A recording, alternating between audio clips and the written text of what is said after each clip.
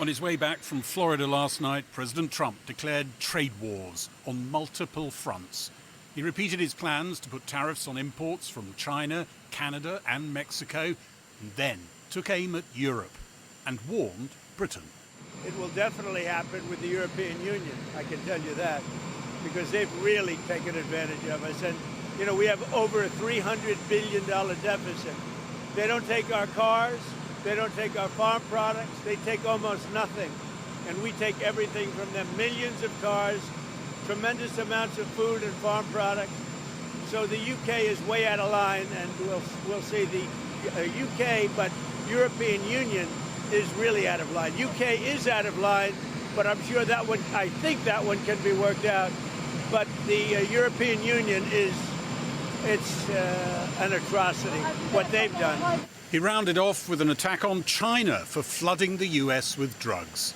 It's pouring in from China through Mexico and Canada, and they've got to stop it. And if they don't stop it, the tariffs are going to get worse, a lot worse. That tirade hit trading on most Asian markets. The Nikkei fell 2.7%. The dollar rose against most currencies. Many of his targeted economies fared less well. President Trump launched his attack just as EU leaders gathered in Brussels, stunned that some of his sharpest language since coming to office had been reserved not for America's traditional foes, but for fellow members of the Western Alliance. We were listening carefully to those words, and of course we are preparing also on our side. But what is clear, there are no winners in trade wars. If United States and the US start the trade war, then the one laughing on the side is China. I think that we have to do everything to avoid this totally unnecessary and stupid tariff wars or trade wars. This was meant to be a meeting discussing only security and defence issues, but Donald Trump's vehement attack meant they veered off agenda to discuss tariffs and potential retaliation. I think tariffs are always bad. Tariffs are bad for trade. Tariffs are bad for the United States. They are bad for those who see tariffs imposed. But the answer to tariffs is to reply with same actions. But that is not the topic for today. Your first meeting down in Brussels?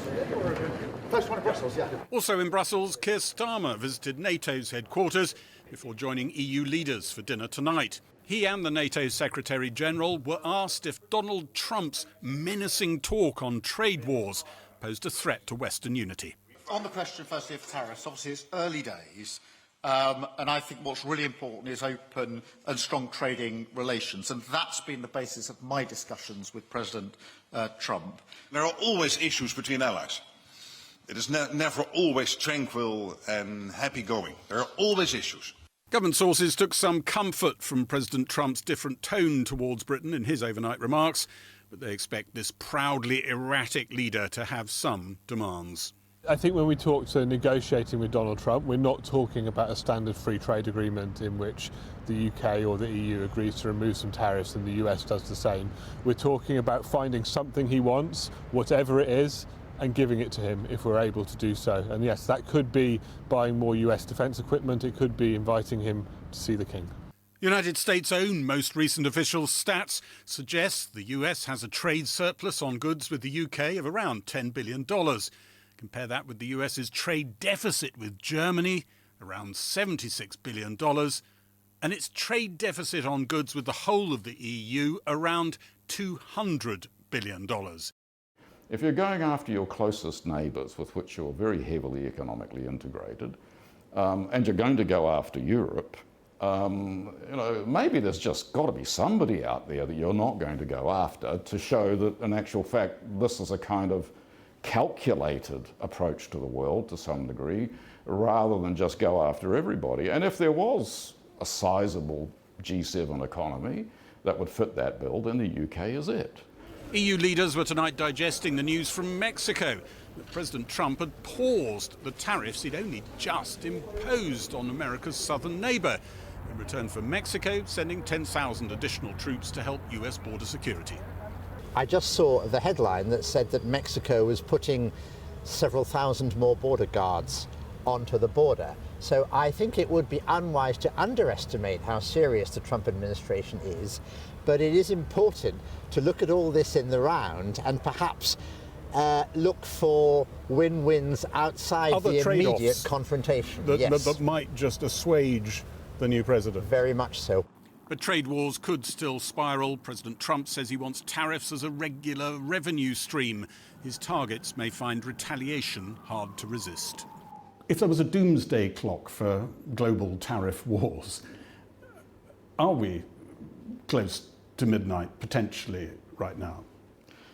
I think we're in the zone, but I wouldn't say we're close to midnight in the sense that,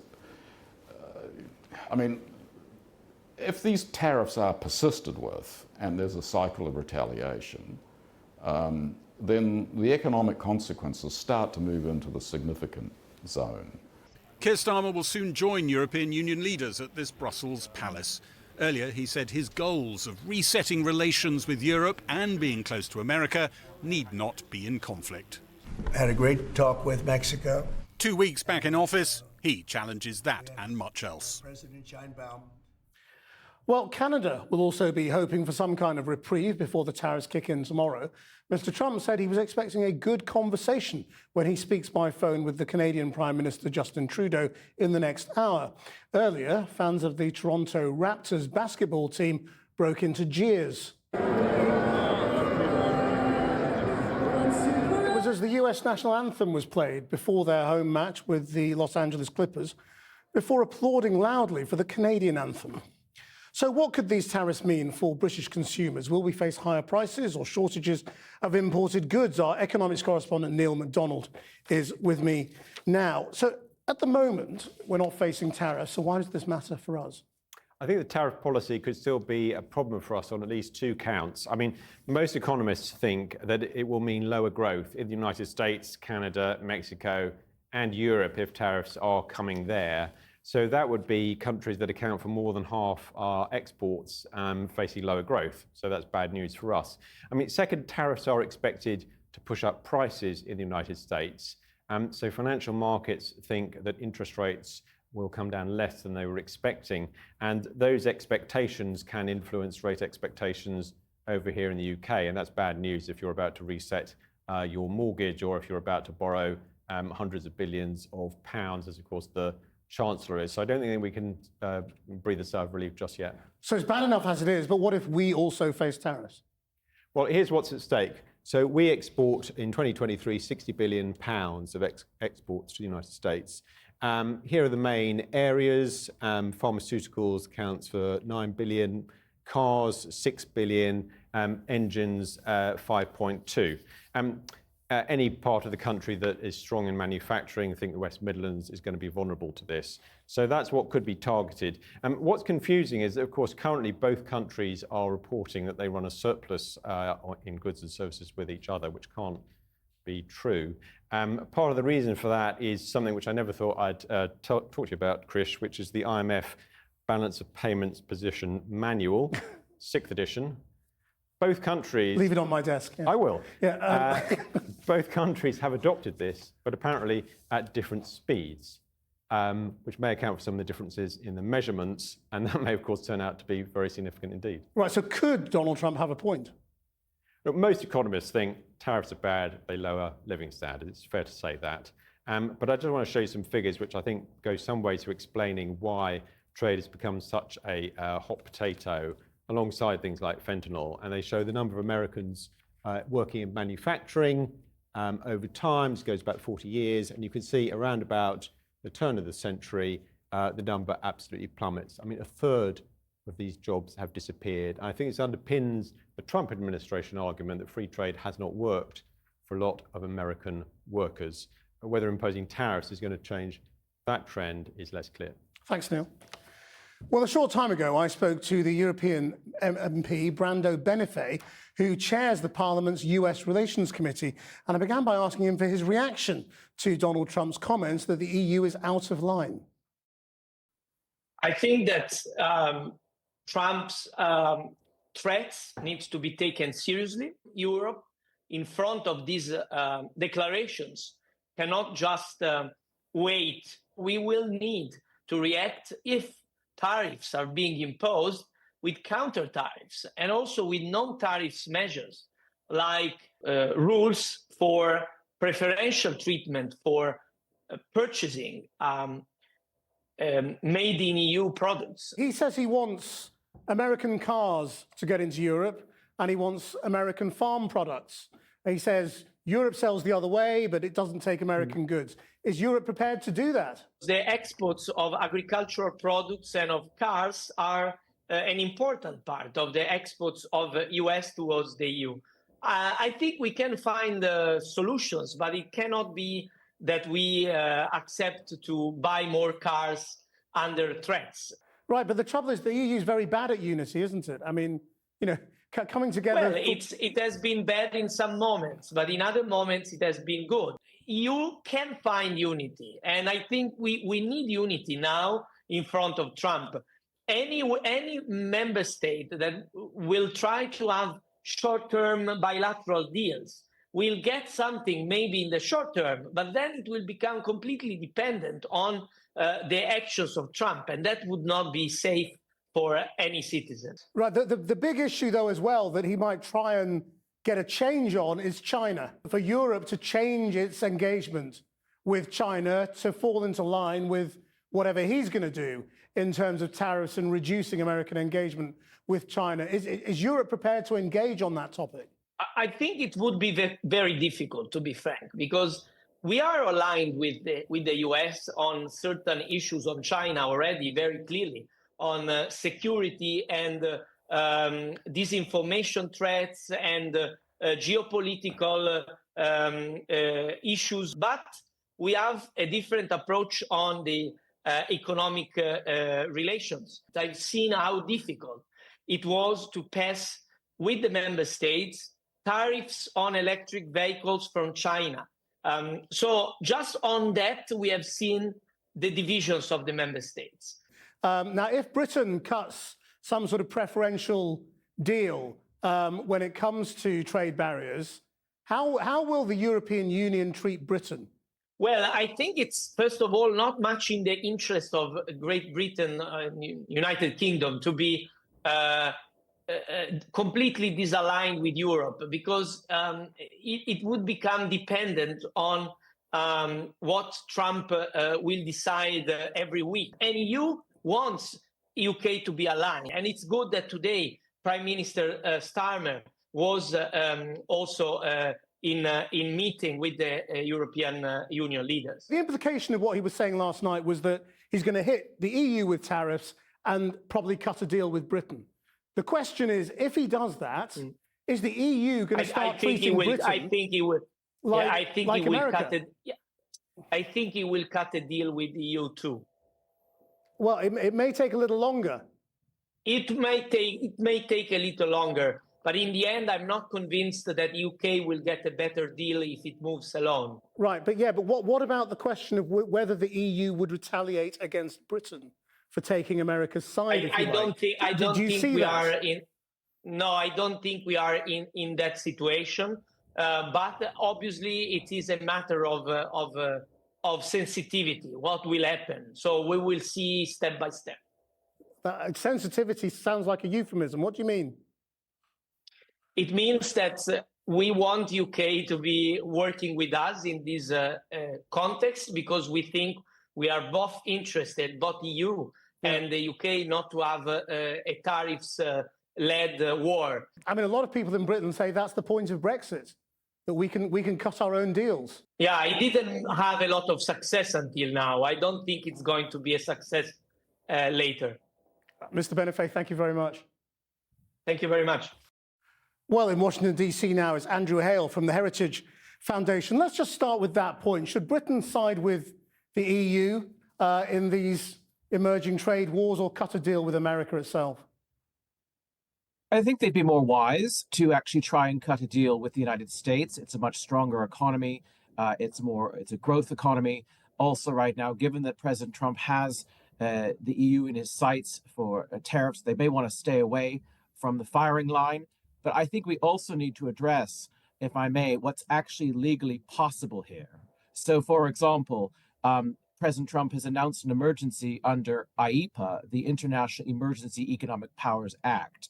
And that's important because he's declared an emergency about fentanyl and the migration crisis at the US border. And he can legally do that. The question is, can he legally employ tariffs under that legislation? He's pressing the limits of presidential power. This has never been done before. The word tariff is not in that legislation, and Congress did not give the president that powers in 1977, so the president could implement tariffs. So a judge may say, and this is obviously going to go to litigation if these tariffs are implemented, a judge will have to decide whether or not he can use tariffs or tell him, yes, that is an appropriate emergency under IEPA, but perhaps you use some other tool. Yes, I mean, there's also the question of if he announces a tariff threat and then does some sort of short-term deal and backs down the next day, as he's done so far, I mean, what is his credibility when he threatens tariffs with the European Union, when, as you say, it's not even clear that they would be legal? Well, again, and that would be up to a judge to decide. But look at his first term, for example. In his first term, when he was president, he actually tried to weaponize IEPA then. He threatened a 5% tariff against Mexico because of border security, just as he has done now. And immediately, the Mexican president came to the table and they negotiated, and they negotiated a stronger border security between the two nations, and the threat was gone. So again, he's never actually tested by actually implementing a tariff under IEPA.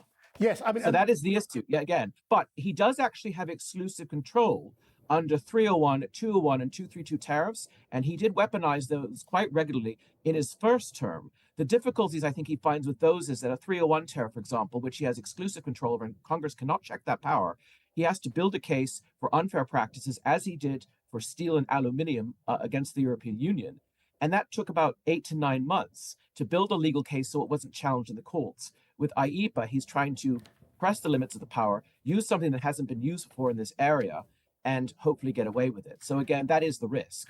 I mean, it's also the question of what he really wants. I mean, when he talks about Europe, he talks about cars and food. What he hasn't raised yet is the whole question of big tech and online measures that are coming into Europe. And there's a lot of suspicion that with Elon Musk on his shoulder, that's what's really driving this. What do you make of that?